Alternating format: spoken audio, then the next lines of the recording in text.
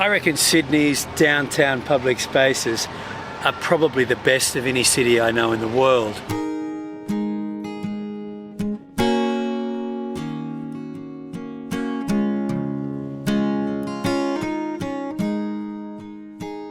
And now we have a new one.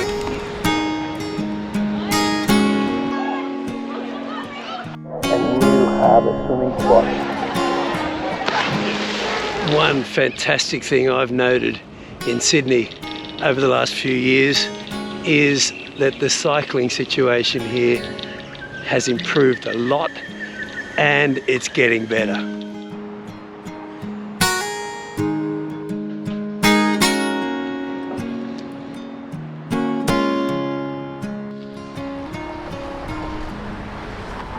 Even if you live in Sydney for decades, it's impossible to tire of this view. And up here is one of the best places you can catch it.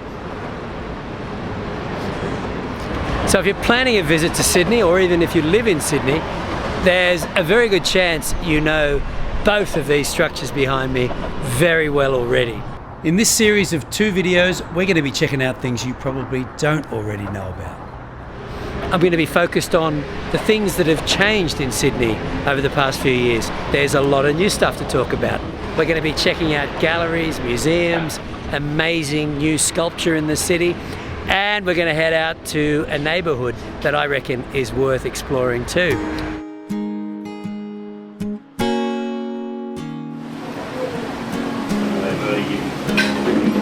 Welcome to one of my favourite Sydney neighbourhoods.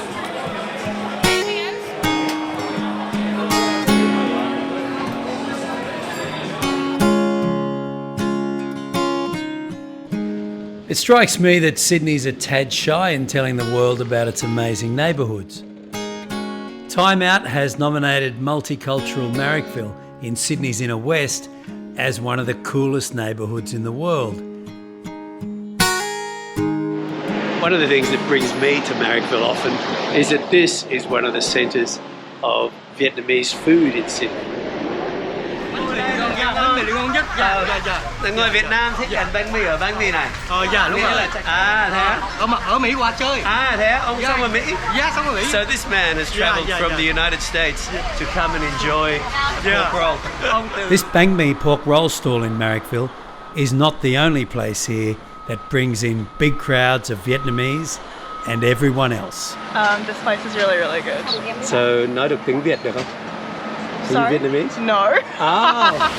Big line out the front here now too. This little production line could easily be on the streets of Hanoi. Most of the people working here are from the port city of Hải Phòng, outside of Hanoi. Bánh đa cua Hải Phòng cực ngon chứ.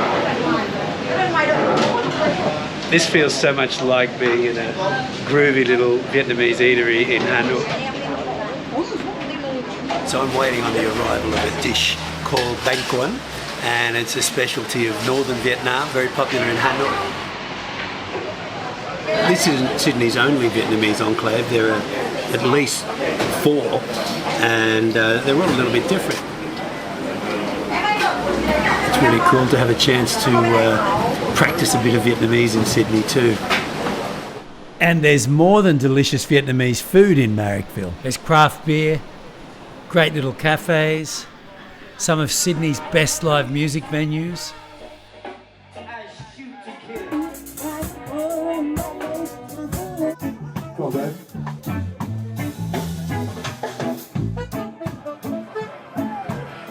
And there's this. This place is an hilarious theme park museum to an Australian Prime Minister. His name was Bob Hawke, or Hawke. He was actually the first Prime Minister I ever voted for way back in the 1980s, and he enjoyed his beer. So the Bob Hawke Beer and Leisure Centre serves lots of beer, a 1980s take on Chinese cuisine in Australia, all while patrons consider the life of Bob Hawke in this very strange museum.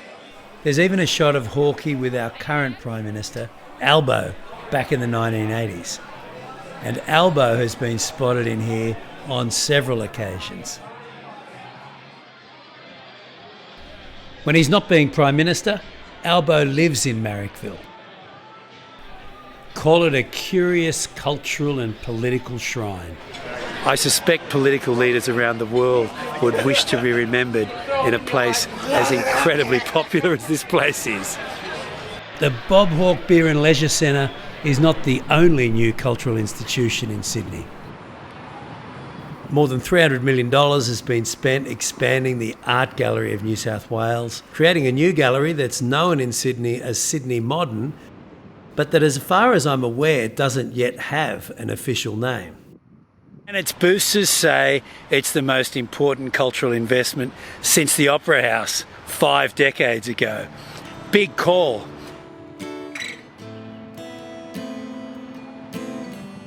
Inside, Indigenous Australian art gets an overdue lift in visibility. The tank is a repurposed World War II era oil tank that's been transformed into an atmospheric exhibition space.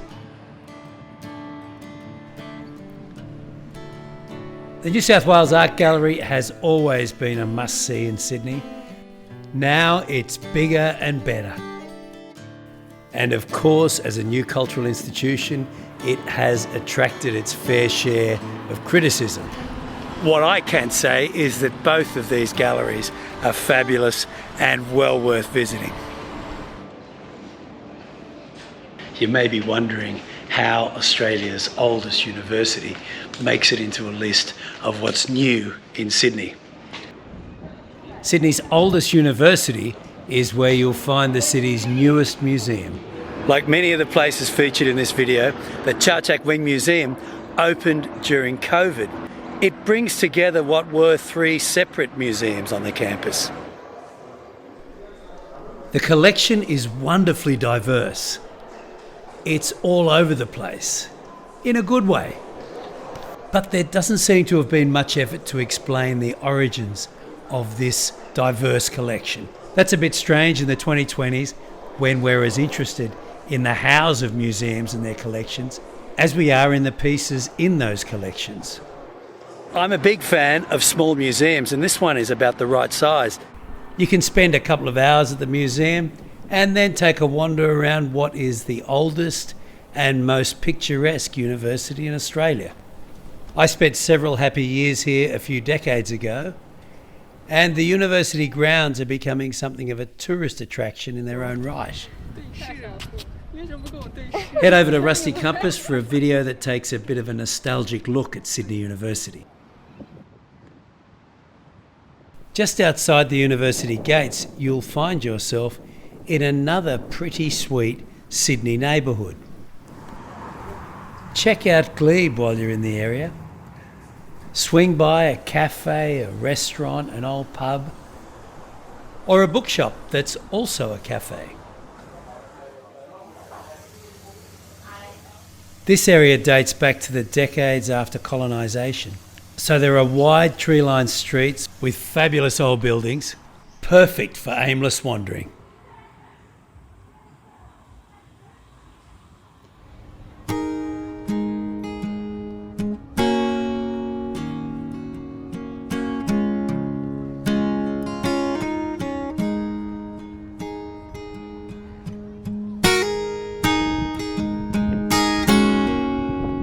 You might say it's taken well over 200 years for it to happen. The artist seems to have decided not to put any description, any information on it, so people walk by and they have no idea what it is. In 2022, this new sculpture was installed overlooking Sydney's breathtaking harbour. It's important because it's a bit of a signpost of change in Sydney and across Australia. It's a beautiful and powerful piece created by Queensland Aboriginal artist Judy Watson. And it's the first piece of Aboriginal sculpture I'm aware of in such a prominent Sydney space. Barra represents the fishhook used by Gadigal women in the harbour. It's hard to imagine a more perfect placement for this monument. It sits between Sydney's 2 best known icons, and it's right amongst the sort of tourism centre of the city. More importantly though, it looks over Sydney Cove, Warrane, where colonisation and dispossession began back in 1788. Right behind me here is Government House, which is where the governors of the colony from 1845 lived. These were the men making big decisions about the colony's inhabitants, including, of course, its First Nations people. It's quite a location.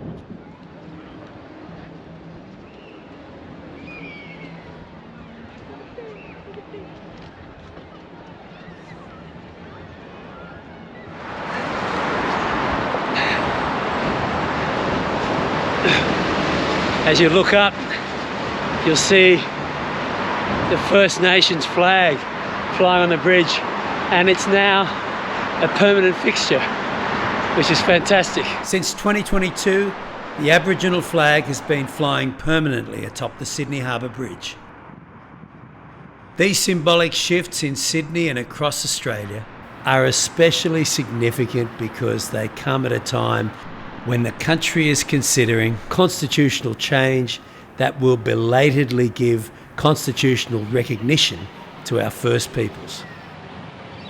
And while symbols don't fix day-to-day problems, it's hard to fix day-to-day problems without recognition. Australia's First Peoples didn't get the vote until 1962. And they weren't counted in the census as Australians until 1967. That journey has been long and slow. Right now in Sydney and across the country, it's back in the spotlight. It's an exciting time to be here.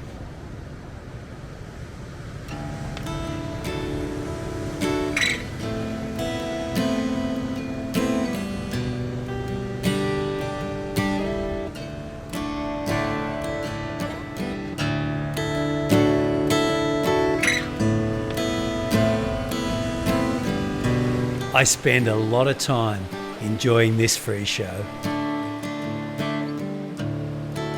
Thanks for joining me for this little look at what's new in Sydney. Part 2 coming up very soon. If you'd like to know more about any of the places I've referenced in this video, you can head over to rustycompass.com and the Sydney travel guide page is there. If you'd like to travel with us some more, you should subscribe to this channel. And if you would like to travel with us in person, head over to oldcompasstravel.com and check out our walks of big stories and beautiful places here in Sydney and in Ho Chi Minh City, Vietnam. We'd love to meet you in person. Thanks again and talk soon.